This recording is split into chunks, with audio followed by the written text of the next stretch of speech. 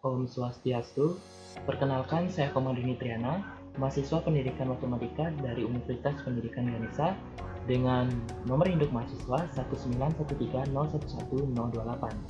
Pada video kali ini, saya akan menjelaskan salah satu materi pada mata kuliah matematika ekonomi, yaitu pada matematika keuangan. Adapun kajian materi yang akan saya jelaskan yaitu yang pertama ada praktik komersial, yang kedua ada nilai awal atau modal dalam bunga tunggal, dan yang ketiga logika berpikir. Langsung saja ke materinya. Yang pertama yang akan saya jelaskan adalah mengenai praktik komersial. Sebelumnya kita telah mengetahui ada yang namanya bunga pasti dan bunga biasa, serta waktu yang tepat dan waktu perkiraan. Dari hal tersebut, ada 4 metode untuk menentukan bunga tunggal. Yang pertama, bunga biasa dan waktu yang tepat atau Banker's Rule. Yang kedua, bunga pasti dan waktu yang tepat. Yang ketiga, bunga biasa dan waktu perkiraan. Dan yang keempat, bunga pasti dan waktu perkiraan. Wah, ternyata ada banyak juga ya metode untuk menghitung bunga tunggal. Nah, oleh karena itu, dalam menghitung bunga tunggal, seperti dalam semua masalah dalam matematika keuangan, kedua pihak dalam transaksi harus memahami metode apa yang akan digunakan. Ketika waktu dalam satu hari, kita menggunakan bunga biasa dan waktu yang tepat, kecuali metode lain yang ditentukan. Metode ini dikenal sebagai Banker's Rule atau aturan bankir dan merupakan praktik komersial umum. Nah, ketika kewajiban memiliki waktu yang harus dijalankan, maka kita perlu menentukan tanggal jatuh tempo. Langsung saja ke contoh soalnya. Pada 12 Februari 2019, seorang wanita meminjam 2 juta dolar dengan bunga 8%. Hutang dilunasi pada 17 Desember 2019. Temukan bunga tunggal menggunakan 4 metode. Langsung saja ke penyelesaiannya. Langkah pertama yang harus kita lakukan adalah menghitung waktu yang tepat dan waktu perkiraannya. Langsung saja kita akan mencari waktu atau hari yang tepat.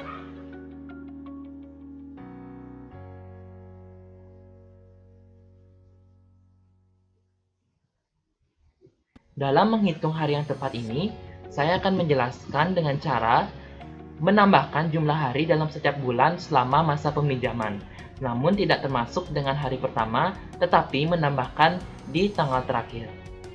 Kita bisa buat tabel seperti ini.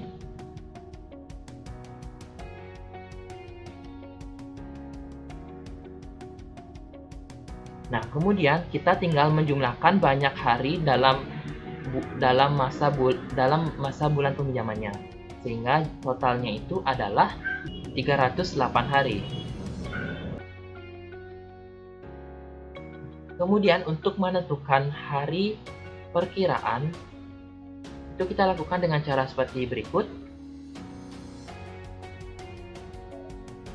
Dari tanggal 12 Februari sampai 12 Desember itu berjarak 10 bulan. Nah, kita sudah tahu bahwa dalam hari perkiraan 1 bulan itu adalah 30 hari. Maka 10 bulan adalah 10 dikali 30 sama dengan 300 hari. Kemudian tanggal yang tersisa adalah 5 hari sampai 17 Desember. Sehingga kita tinggal tambahkan 300 ini dengan 5 sehingga didapatkan total hari perkiraannya itu adalah 305 hari. Nah, jadi kita sudah tahu ya jumlah hari perkiraan dan hari yang tepat. Langsung saja ke 4 metode yang akan kita gunakan untuk menghitung bunga tunggal. Metode yang pertama itu adalah hari yang tepat dan bunga biasa.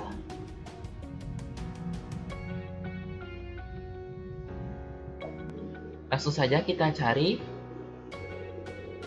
Bunga tunggal itu adalah jumlah peminjaman sebelumnya, yaitu 2 juta dolar dikali suku bunganya, yaitu 8%, dikali banyaknya hari yang tepat yaitu 308 per banyak harinya yaitu 360, sehingga didapatkan bunganya itu adalah 137.600 dolar. Kemudian metode yang kedua adalah bunga biasa dengan waktu perkiraan.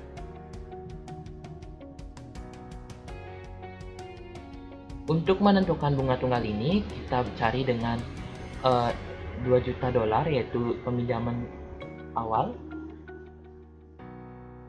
dikali suku bunganya adalah 8/100 dikali waktu perkiraannya adalah 305/360. Jadi didapatkan bunga tunggalnya itu adalah 135.520. Jadi 135.520 dolar. Lanjut ke metode yang ketiga, bunga pasti dan waktu pasti.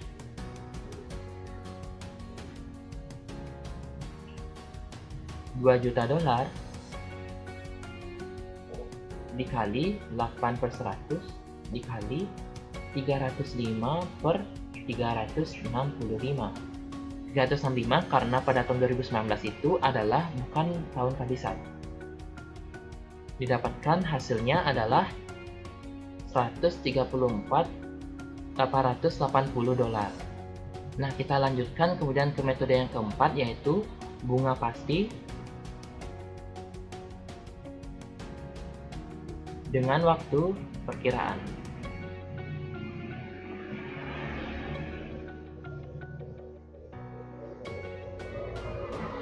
I sama dengan 2 juta dolar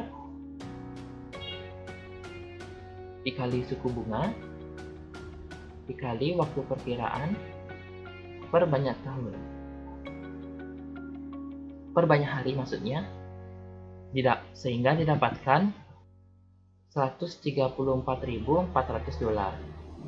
Dan demikianlah cara menghitung bunga tunggal menggunakan 4 metode yang sudah saya jelaskan sebelumnya. Materi yang kedua adalah nilai awal atau modal dalam bunga tunggal. Untuk mencari jumlah dari modal atau uang pokok yang diinvestasikan pada bunga tunggal, kita menggunakan rumus S sama dengan P dalam kurung 1 ditambah RT dengan keterangan jadi modal awal rumusnya P sama dengan S per 1 ditambah R dikali T. Langsung saja ke contoh soal.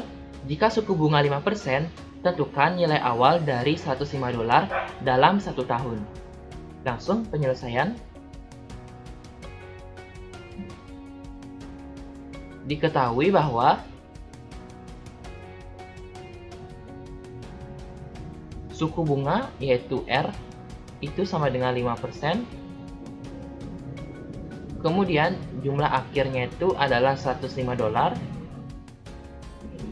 Dan waktu transaksinya itu adalah 1 tahun. Kemudian ditanya P atau modal awal. Langsung kita cari. Ingat bahwa rumus dari P itu adalah S per 1 ditambah R dikali T. S-nya adalah 105 dolar, kemudian 1 ditambah 5/100 dikali 1. Ini akan sama dengan 105/1,05. Sehingga hasil akhirnya itu adalah 100 dolar. Sehingga 100 dolar yang diinvestasikan sekarang dengan suku bunga 5% akan menghasilkan 105 dolar dalam 1 tahun. Nah, itulah cara untuk menghitung nilai awal pada contoh soal yang kedua ini. Kita lanjutkan ke materi yang ketiga atau yang terakhir, yaitu logika berpikir. Setiap jawaban yang didapat tentu saja harus diperiksa kembali. Dalam perhitungan, salah satu kesalahan yang paling umum terjadi adalah meletakkan titik desimal atau pembagian yang terbalik. Langsung saja kita ke contoh soal untuk mengetahui kesalahan umum seperti apa yang saya maksud. Contoh soal yang ketiga. Tentukanlah nilai awal pada suku bunga 4% dengan jumlah $5.000 dan jatuh temponya 2 bulan. Langsung saja kita ke penyelesaiannya.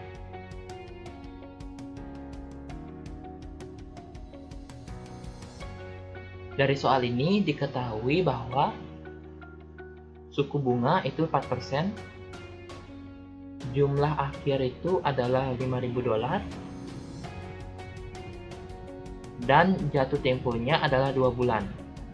Jadi 2 bulan itu adalah 2/12 tahun atau 1/6.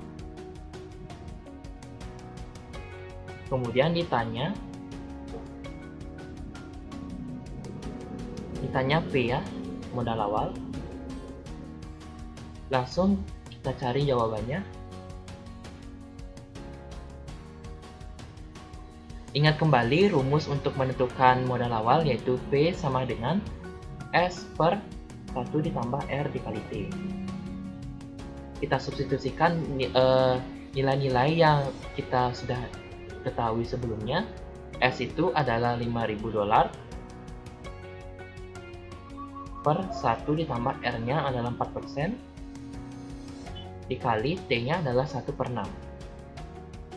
Sehingga hasil akhirnya itu akan sama dengan 49.668,87. Tunggu dulu. Ada yang kelihatan salah ya pada jawaban ini. Kenapa bisa modal awalnya itu lebih besar daripada modal akhirnya ini? Terlihat aneh bukan?